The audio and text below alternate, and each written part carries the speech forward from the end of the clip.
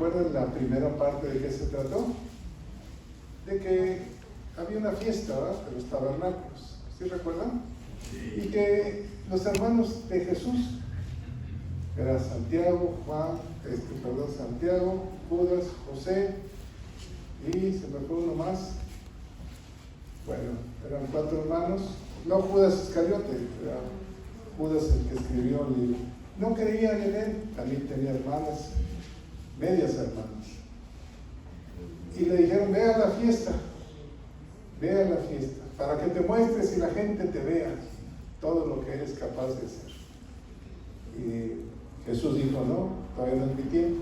Pero había una profecía que se tenía que cumplir, que era que Jesús incluso se tiene que cumplir, vendrá en medio de una fiesta, la fiesta de los tabernáculos. Bueno, es en el capítulo 7, primera parte. De hecho, Jesús se muestra a media fiesta, va con ellos y le dice, ¿por qué me quieren matar?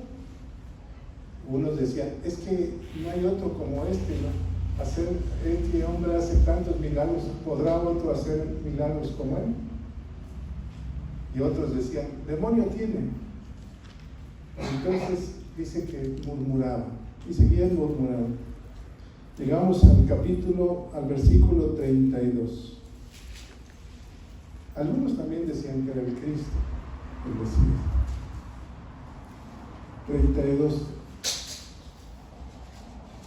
¿Quién me lee el versículo 32, 31, hasta el 36, por favor? Amén. Dice, los fariseos oyeron a la gente que murmuraba de estas cosas, y los principales sacerdotes y los fariseos enviaron alguaciles para que les prendiesen. Entonces Jesús dijo, todavía un poco de tiempo estaré con vosotros e iré al que me envió. Me buscaréis y no me hallaréis, y a donde yo estaré vosotros no podréis venir. Gracias. Entonces No, los judíos dijeron entre sí, ¿a dónde irá que no le hallemos? ¿Se irá a los dispersos entre los griegos y enseñará a los griegos? ¿Qué significa esto que dijo, me buscaréis y no me hallaréis, y a donde yo estaré, vosotros no podréis venir? Gracias. Pensemos en esto. La gente murmuraba. O sea, la fiesta, ahí se juntaban miles de personas, pero la gente estaba murmurando. Dice que murmuraban y que no hablaban abiertamente por temor a los judíos. Recuerden que a Jesús lo querían matar. ¿Cuál era el motivo por el cual ya los fariseos y los sacerdotes y algunos judíos lo querían matar? Hizo un milagro en un día sábado y no estaban de acuerdo que en el sábado la gente hiciera milagros, porque la ley de Moisés decía que guardarías el sábado, ¿recuerdan? ¿A quién le hizo el milagro? Sanó que tenía 38 años de paralítico, ¿verdad? Entonces, el hacer un bien comenzó a tener un problema, un juicio. Por eso lo querían matar.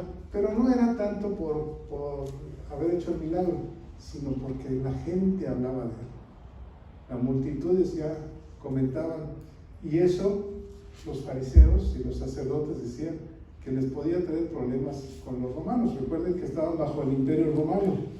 Y entonces, como murmuraban esto, definitivamente dijeron, vamos a aprender. Le mandaron a los alguaciles.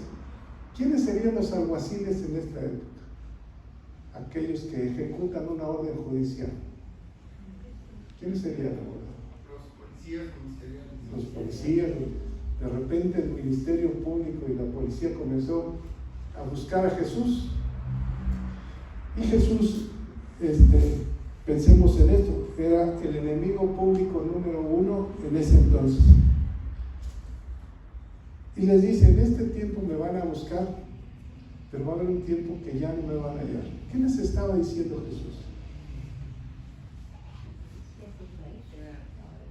Que algún día yo no iba a estar con ellos, ¿verdad? Que algún día, y donde él iba, en ese momento, los que lo seguían no podían estar, porque él les estaba advirtiendo que él era su tiempo de partir. Versículo 37 al 39. Creo que está muy ruidoso esto. ¿Quién me lo lee? Amén. En el último y gran día de la fiesta, Jesús se puso en pie y alzó la voz diciendo: si alguno tiene sed, venga a mí y beba. El que cree en mí, como dice la Escritura, de su interior correrán ríos de agua viva. Esto dijo del Espíritu que habían de recibir los que creyesen en él, pues aún no había venido el Espíritu Santo, porque Jesús no había sido aún glorificado. ¿Cuál era la promesa de Jesús hacia la humanidad? Que no nos dejaría huérfanos, ¿recuerdan? Que enviaría de su Espíritu y estaría con nosotros hasta el final de nuestros tiempos. O sea, hasta el final, piensa en esto, de tu tiempo. ¿Cuándo es el final de tu tiempo? Algún día dice que Él enviaría a su Espíritu Santo. Bueno, esto fue en el último día de la fiesta. Miren, antes de la fiesta del tabernáculo, 5 días antes, había un día de arrepentimiento, donde toda la gente se arrepentía, y era la única vez que el sacerdote entraba al lugar santísimo. ¿Recuerdan? Que mientras andaban en el desierto, el Padre les dijo que hicieran un tabernáculo, una cabaña, para que su gloria podría en ese entonces bajar a un lugar especial que se llamaba el lugar santísimo. Había el patio, donde llegaban miles de gentes una vez al año con sus corderos sin mancha, sin defecto, donde se revisaban los corderos. Y luego había el lugar santo, donde estaban los sacerdotes sacrificando el cordero, le ponían la mano en la cabeza, y entonces decían: yo pequé, yo robé, yo adulteré, yo maté. Y entonces mi pecado entraba en la cabeza, como una corona de espinas del cordero. Y entonces yo quedaba libre, porque había declarado ante el sacerdote mi pecado. Y el pecado, y el cordero tenía el pecado. Entonces, ¿qué hacían con ese cordero? Lo mataban. Entonces, ese era el lugar santo. Pero una vez al año, el sacerdote principal, el sumo sacerdote, recuerden que había muy pocos sumos sacerdotes, había muchos, pero era un nivel más grande. Ese hombre agarraba la sangre y abría un velo y entraba a un lugar que se llamaba el lugar santísimo. De hecho, nadie podía entrar si no estaba limpio y sin pecado. Incluso al sacerdote lo tenían 72 horas antes declarando salmos, alabando a Dios, porque si se quedaba dormido podrían tener un mal pensamiento. Y si entraba al lugar santísimo y la gloria de Dios bajaba, si tenía un mal pensamiento, él moría. Nadie podía entrar al lugar santísimo. Así de puro es Dios, el Padre. Bueno, eso eran 5 días antes de la fiesta del tabernáculo. La fiesta del tabernáculo era a finales de septiembre, octubre, noviembre. Estamos hablando que eran 6 meses antes de la muerte de Cristo, esta escena. 6 meses le quedan de vida a Cristo en la tierra. Entonces, se estaban en esa fiesta, y también era la fiesta, se celebraba la fiesta de la libertad, donde Dios sacó al pueblo de Israel y lo llevó a la tierra prometida. Duraba 7 días esa fiesta. Y Jesús, el último día de la fiesta, estaba en el templo, en la sinagoga. ¿Qué se hacía el último día? Bueno, ese último día, los sacerdotes tomaban vasijas de oro, prendían los candelabros y prendían luces, y iban hacia un estanque que se llamaba el estanque de Siloé. En ese estanque llenaban las vasijas de agua y venían cantando y alabando a Dios. Llegaban al templo y combinaban con vino el agua y lo vaciaban en, ¿cómo se llama? ¿Dónde están los sacerdotes? Las ofrendas. En el altar, exactamente, en el altar. Y ahí se derramaba el agua con sangre. ¿Recuerdan cuando muere Jesús? Cuando entra la espada en el costado, ¿qué se derramó? El agua con sangre. Entonces, era como el final del sacrificio. Esa agua con sangre se vertía en el altar y tenía unas canaletas, unas especies de tubo de plata que iban a un lugar que le llamaban, era un río, Torrente del Cedrón. Era un río seco que solamente en la temporada de lluvias corría agua. Y entonces esa agua era derramada. Pero ese torrente del Cedrón, ese valle del Cedrón, estaba entre Jerusalén, entre el altar y el monte de los olivos. ¿Qué había en el monte de los olivos? ¿Qué se hacía? ¿Qué hacía Jesús en el monte de los olivos? Oraba. Incluso en el monte de los olivos fue cuando dijo: Padre, si es posible, pásame esta copa, ¿verdad? Era el lugar preferido de Jesús en el monte. Quiere decir que entre el hombre, el sacrificio, la sangre y el monte estaba la oración. ¿Qué hizo Jesús antes de partir? ¿Por quién oró? ¿Se acuerdan de la oración de Jesús? Oró por los discípulos. Incluso dijo: Padre, te pido también por ellos, para que no los quites del mundo, sino los guardes del mundo. ¿Sí recuerdan? Pero también oró, hizo una oración especial. Y también te pido por los que han de venir después de ellos. ¿Quiénes son los que han de venir? Yo soy el que voy. Entonces, ese sacrificio simboliza en la última fiesta de Jesús en la tierra. No se ha cumplido esa fiesta. Recuerden que les comenté, se cumplió la fiesta de la Pascua, donde sacrificaban el cordero que fue Jesús. Se cumplió la fiesta de Pentecostés, donde vino el Espíritu Santo, en el libro de los Hechos. Ahí empieza la iglesia. Pero falta la fiesta de final de año.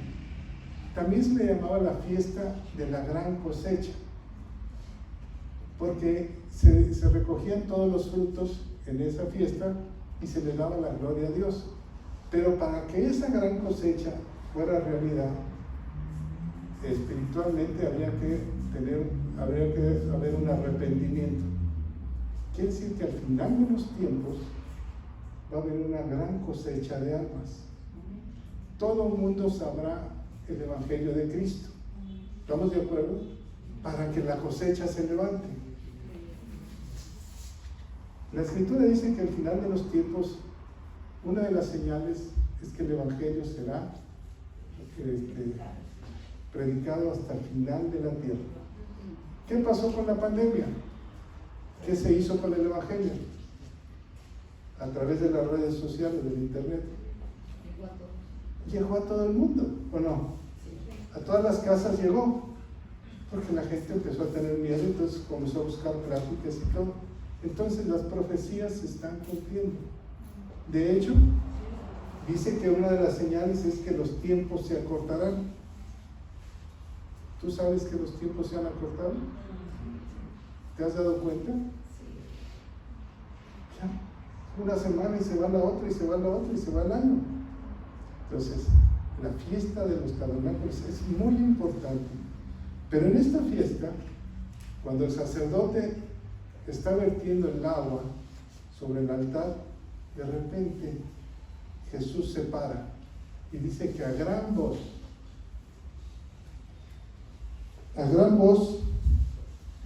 dijo esto. ¿Quién me lee el versículo 37 y 38. A gran voz.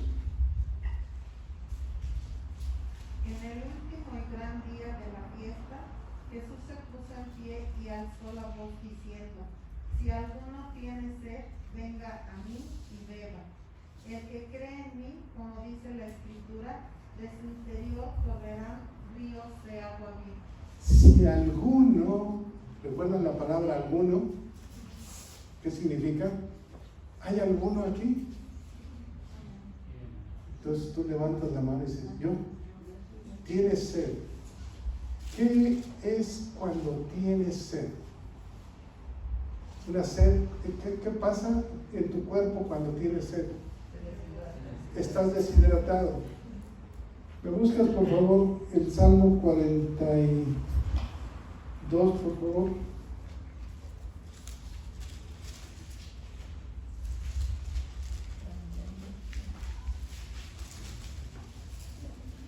Salmo 42, versículo 1 al 3. Como el ciervo brama por las corrientes de las aguas, así clama por ti, oh Dios, el alma mía. Mi alma tiene sed de Dios, del Dios vivo. ¿Cuándo vendré y me presentaré delante de Dios?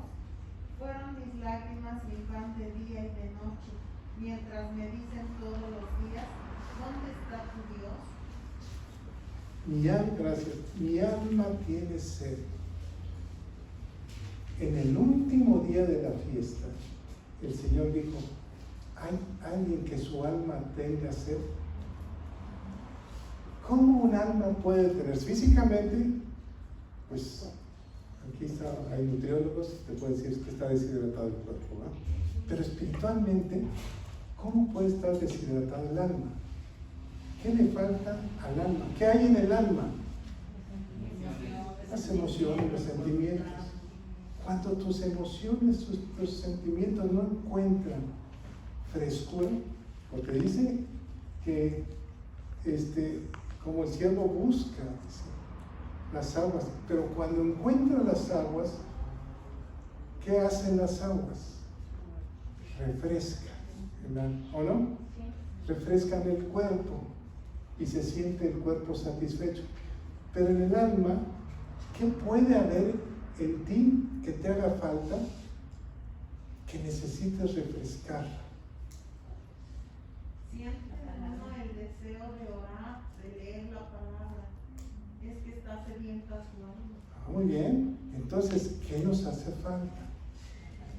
Si después de la pandemia no entendimos que nuestras emociones nos hacen falta un refrigerio espiritual, entonces vamos a ser cristianos débiles, deshidratados. Por eso Jesús dice, si alguno, volvemos al capítulo 7, tienes 7:37, si alguno tiene sed, venga. O sea, ¿es una invitación? ¿A quién? A mí. O sea, tenemos que tener un reencuentro con Cristo, volver a empezar. O sea, a este personaje, alguno, ya conocía de Cristo, pero está deshidratado. Entonces necesito ir a Jesús. Pero nos da otro punto más. Y beba. ¿Cómo vas a beber de Cristo? ¿Qué voy a beber? Dice la Escritura que el Espíritu, más bien, ¿de quién es hijo Jesús? ¿Quién embarazó a la Virgen María? Por decir el nombre, ¿no?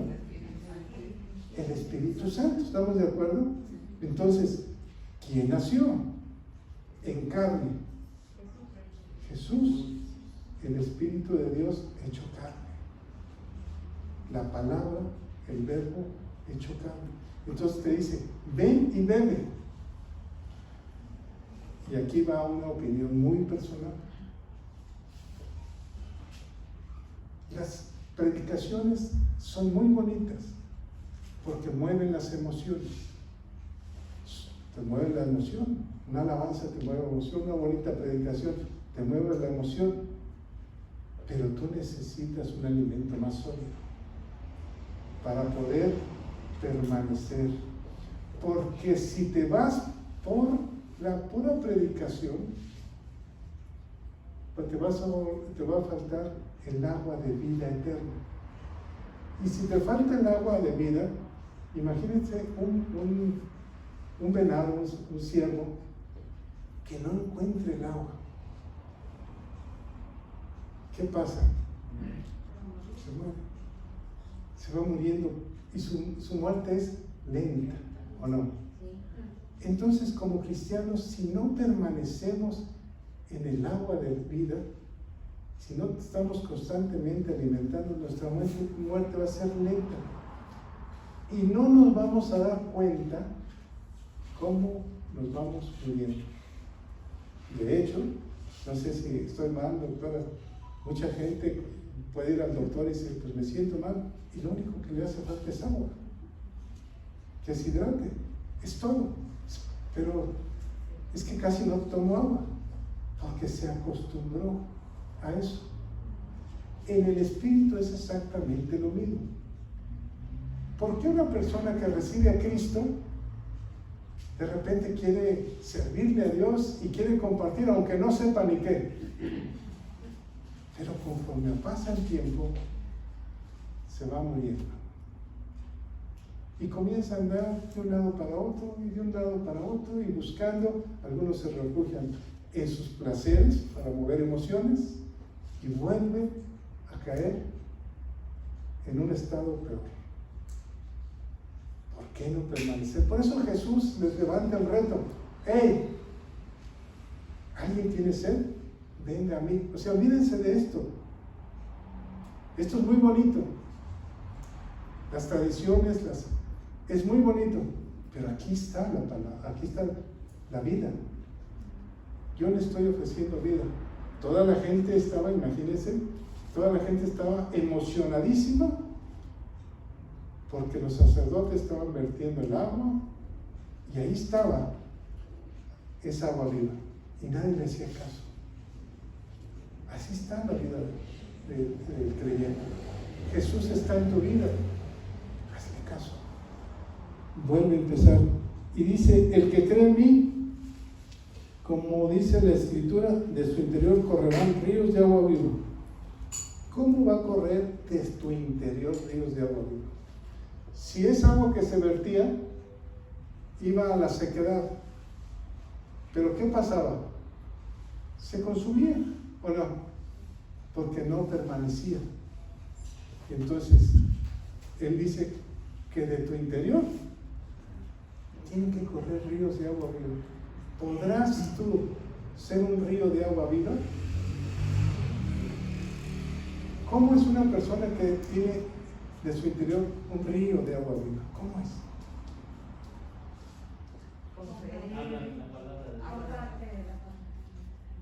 Tiene cosas interiores. ¿Cómo?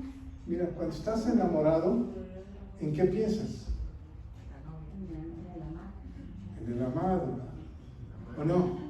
Y entonces andas como perdido, o andas cantando, y le hablas y dice, oye, ¿cómo has estado? Ajá, ahorita voy por los tamales, te dije que cómo has estado. Perdón, es que no te escuché. No me escuchaste, porque su mente está en dónde, y su corazón en dónde está, en el amado. De su interior, lo único que está fluyendo es amor. Es amor. Entonces, dice que si creemos en Él, Él mandaría de su espíritu. Ahora bien, ¿por qué el Espíritu Santo es simbolismo del amor? Isaías 44:3, ¿quién me lo puede leer?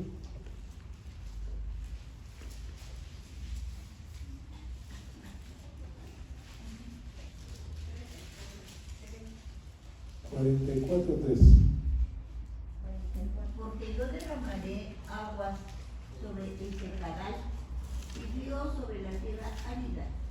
Mi espíritu derramaré sobre tu generación y mi bendición sobre tus renuevos. ¿Cuál era la promesa que le dio Jesús a sus discípulos? Que lo esperaran, ¿verdad? Y que Él, hasta que viniera el Espíritu Santo y los llenara de su poder, ¿o no? Ahora, si vemos el ejemplo de los discípulos, mientras Jesús estaba,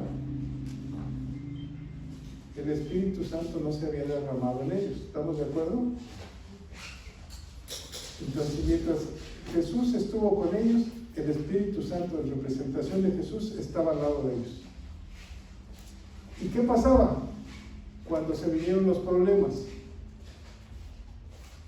con ellos? Lo negaron, se acobardaron, huyeron. Tuvo que ir por ellos. Pero después de que muere, cuando Él se les aparece, les dice, vayan. Tal vez ellos dijeron, nos vamos a esconder hasta que venga el Espíritu Santo. Después de que viene el Espíritu Santo, ¿cuál fue el carácter de ellos? ¿Dieron la vida o no? ¿Se les quitó lo cobardes? Sí. Entonces, ¿qué se necesita para seguir a Cristo? El Espíritu Santo.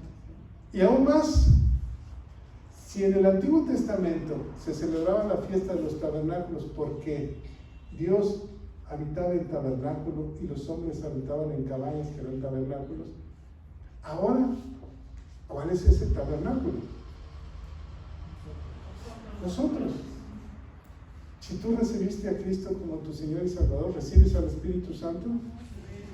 Sí. Y entonces eres templo del Espíritu de Dios, ¿o no? Ahora bien, si eres templo del Espíritu de Dios, tienes que correr a las aguas todos los días de tu vida.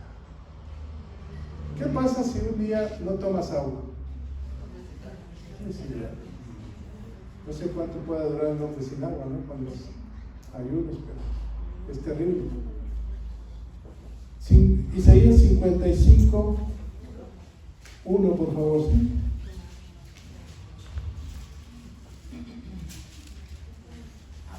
A todos los sedientos venid a las aguas, y a los que no tienen dinero, venid, comprad y comed. Venid, comprad sin dinero y sin precio vino y leche. Vengan a las aguas. Esa es la invitación de la fiesta. Realmente. Vengan a las aguas.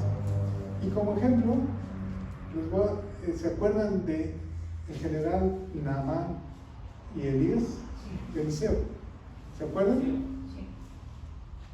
¿Qué pasó? El general estaba lleno de lepra. En un resumen. Y entonces decide, por invitación de una sierva que era creyente, decide ir a buscar a Eliseo. Porque decían que él era el profeta y entonces él lo podía salvar. Porque él tenía contacto con Dios. Cuando llega Naamán a la casa de Eliseo, llegó con su ejército. ¿Qué dijo Eliseo? ¿Qué le dijo?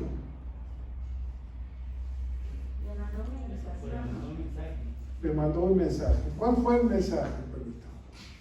Que sumergiera 7 veces en el río Jordán. Y se ¿No? enojó Naamán. ¿No salió Eliseo? No. Entonces le dijo, dile que se vaya a lavar, que se sumerja 7 veces en el río Jordán. Ándale, dile que se vaya. La primera actitud de Eliseo, de Naamán, ¿cuál fue? Si no me hace caso, ni siquiera salió, ni siquiera se dignó a decirme, ¿verdad? ¿Cómo voy? Y se fue enojado. ¿Te has sido enojado alguna vez? Después de que oyes una palabra que no te gustó, o que no, dices, no, esto no lo sentí, no me gustó. ¿Te has sido enojado? Y la orden es, sumérgete en el agua 7 veces. A lo mejor no se los comenté, pero antes de que derramaban el agua con vino en el altar, lo rodeaban 7 veces. Y entonces por súplicas de las jóvenes que creían, de las sirvientas, le dijeron, ¿qué te cuesta? ¿Qué te cuesta creer? Ahora, nada pierdes. Si es de Dios, pues te vas a sanar, y si no, no va a pasar nada, ¿verdad? Pues ya, quedaste un poquito en vergüenza ante tus soldados. Y el general Naamán decide sumergirse 7 veces en el agua. A lo mejor tú llevas una vez sumergido en el agua y te gustó y quisiste hablar de Cristo, pero no pasó nada. A lo mejor fueron 2 años o 3 años, si fueran años, ¿no? O tiempos. Y de repente te has sentido, ay, ojalá pase esto, pero no pasa nada. Siguen los problemas, sigue la lepra. Pero un día, que es tu tiempo, es tu última oportunidad. Si Naamán hubiera dicho 6 veces ya me sumergí en el agua y sigo con lepra, ya busqué a Dios con todo mi corazón y sigo igual, no me responde. Y si vas en el 5º, en el 6º, entonces tú tienes que pensar, no, yo le voy a creer a Dios. Yo no sé si voy en el primero, en el segundo, en el tercero vez que me he sumergido. A lo mejor mi novio no me ha llegado, a lo mejor este negocio no me ha salido, a lo mejor me siento solo en la casa, a lo mejor mi enfermedad no es, sigo con lepra, a lo mejor sigo medio ciego, medio chorejo, a lo mejor, pero me quiero volver a sumergir una vez más en el agua. Por eso la invitación. Ahora imagínate cuando sale la 7ª vez y todos sus soldados y lo ven limpio de lepra. ¿Qué sentiría? Ese es el Dios de Eliseo. Es el único Dios, el que me ha sanado. Pero Dios necesita algo. Venid a mí. Ven a mí para que tu vida cambie. Ven a mí y comienza a tomar agua. Esto habla del Espíritu Santo, del Espíritu Santo. En Apocalipsis, en el capítulo 22, si me lo quieres buscar, 22, 1 y 2.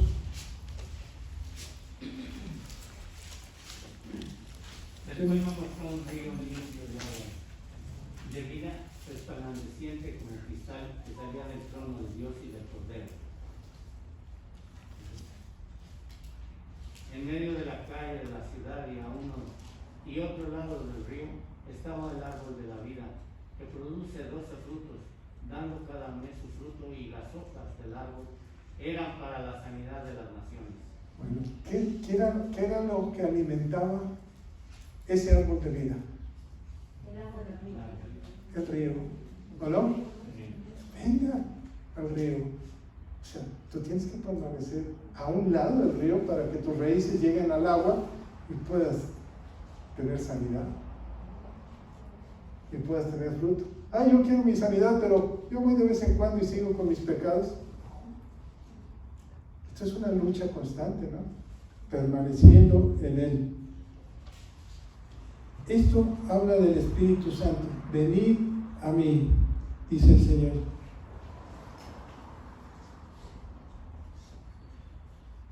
¿Qué sucedió inmediatamente después? Dice la Escritura, versículo 40, del 40 al 43, por favor, ¿quién me lo lee? En Juan capítulo 40.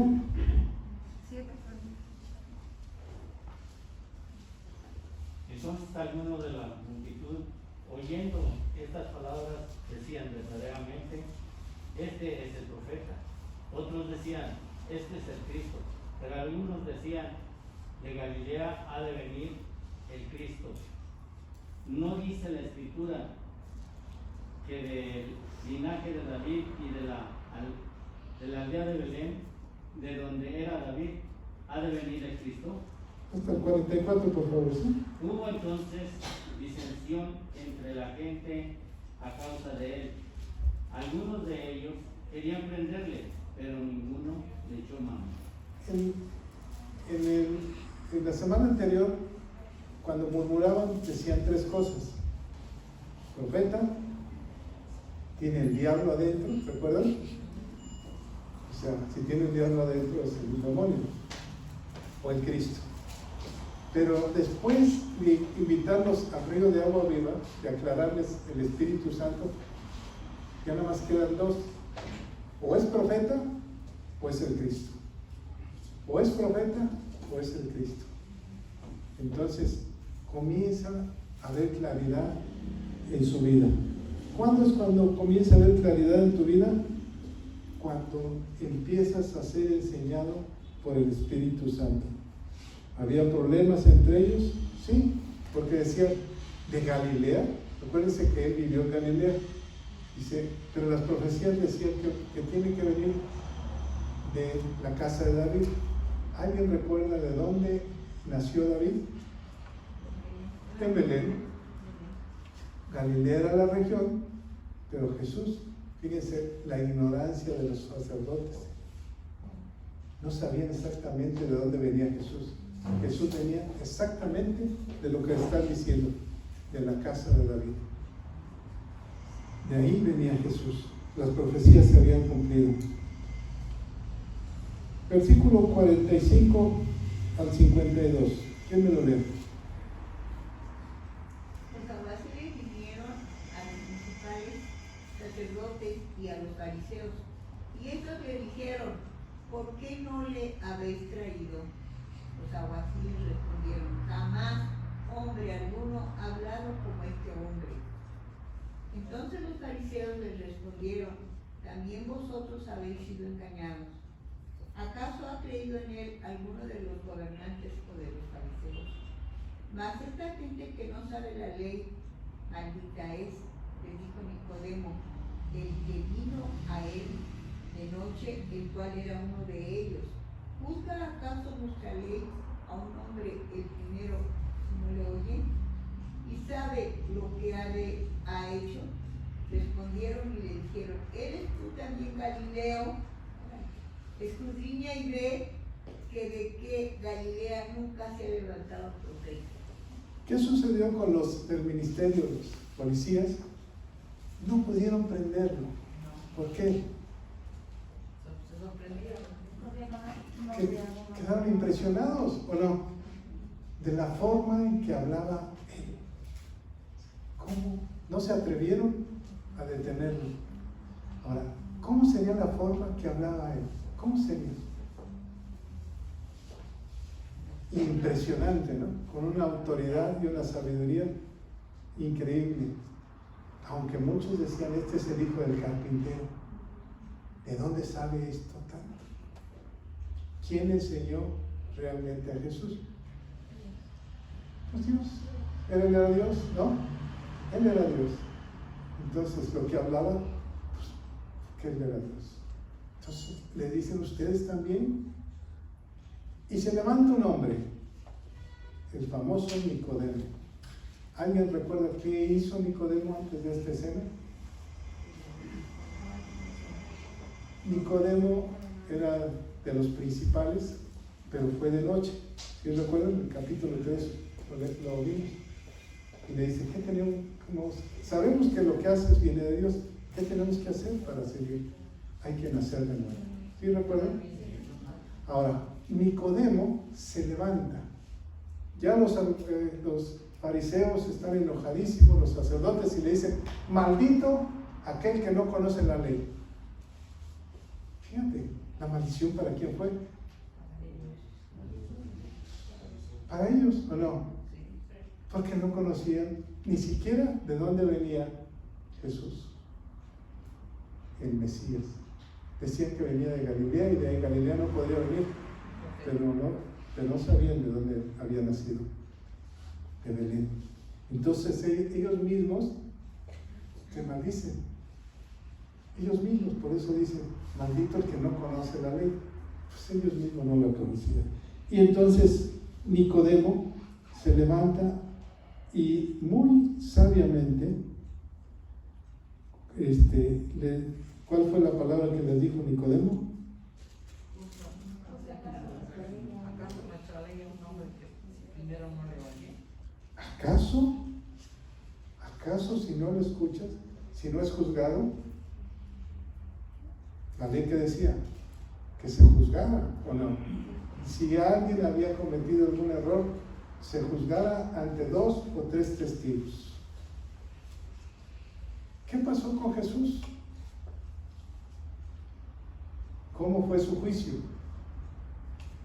¿Quién lo juició? Fue una noche que duró su juicio.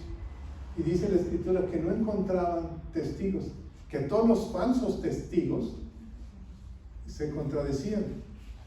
Entonces, no había testigos de lo que Jesús había hecho. Por eso, el último testigo dijo, es que va a destruir el templo en 3 días.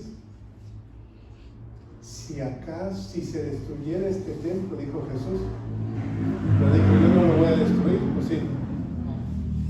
Dijo, si se destruyera este templo en 3 días, yo lo levantaría. Y hablaba de su espíritu.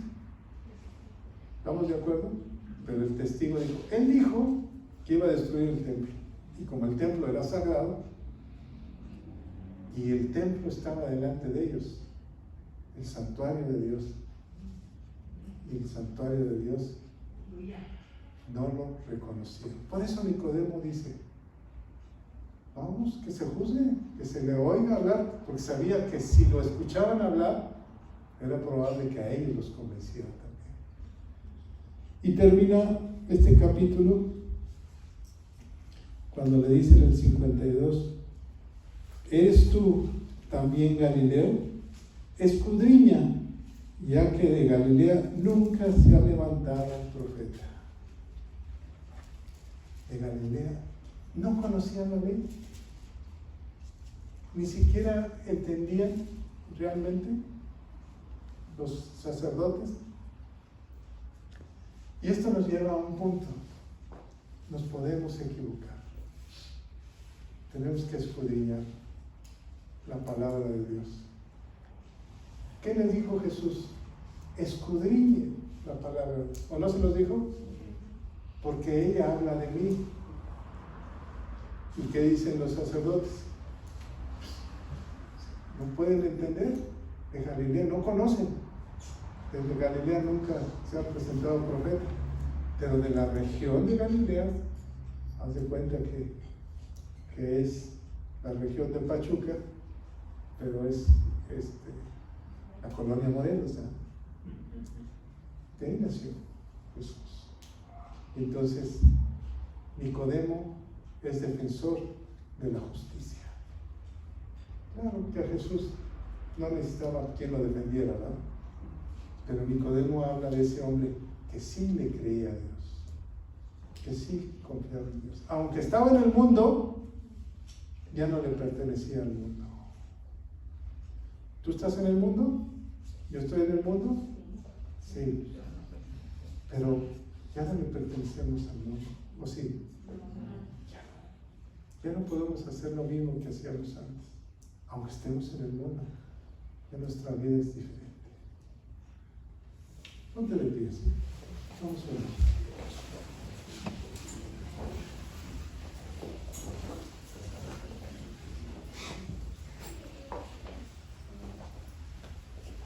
Padre, te alabamos y glorificamos. Te pedimos que seamos ese algunos. Anhelamos beber del agua de vida. Enséñanos, Espíritu Santo, a beber del agua de la vida eterna. Señor, revélate a nosotros a través de tu palabra. Que cada una de las personas que estemos aquí, Señor, reconozcamos en todo nuestro entorno que solamente tú tienes palabras de vida eterna. ¿A quién iremos, Padre, si solamente tú tienes palabras de vida eterna? Ahora te pedimos, Padre, que derrames de tu Espíritu, Señor. Queremos a tu Espíritu Santo. Espíritu Santo, ven y habita entre nosotros. Si en nuestra mente y en nuestros deseos existe el pecado, existe esa lepra, Señor, que está carcomiendo nuestra alma, te pedimos que la quites. Quita todo lo que estorba, todo lo que hacemos en la carne, porque tu palabra dice que el que piensa en las cosas de la carne es, y la carne se pudre. Y el que piensa en las cosas del Espíritu, Espíritu es. Por eso te pedimos que nos bautices con tu Santo Espíritu, Señor. Desde la cabeza hasta los pies. Limpia nuestras intenciones, Señor, nuestras emociones. Te lo pedimos, Padre, en el nombre de Jesús.